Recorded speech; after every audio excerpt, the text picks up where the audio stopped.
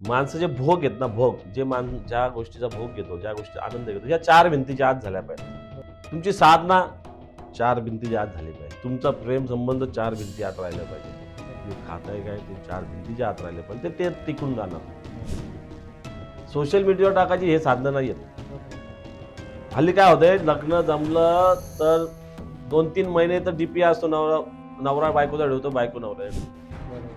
फिरायला गेले स्टेटस, सकाळी उठला स्टेटस. 3-4 महिने त्यांचा काय असतो, कंटिन्यू दोघांचाच कार्यक्रम. शो होतंय. जेवढं शो करणार तेवढं तुम्हाला नजर लागणार. आणि नजर लागणे 1001% काय नजर लागते 100%. बघा तुम्ही नंतर लगेच त्यांच्यामध्ये जेवढं तुम्ही गुप्त राहा. मी आहे ना, मी नाही माझ्या परिवाराचे फोटो टाकत. माझी बायको बोलते काय मला आवडत नाही माझ्यासोबत फोटो काढायचे, नाही मला आवडत. तुम्ही सोबत फोटो टाका, 2 दिवसात तुमच्या घरात तुमचे क्लेश चालू होतात. घ्या अनुभव तुम्ही. 2 दिवसात तुमचे मतभेद चालू होतात. आमचे एवढे मतभेद होतात, पण मी या गोष्टींना, दिखावाच्या गोष्टींना मी प्राधान्य देत नाही.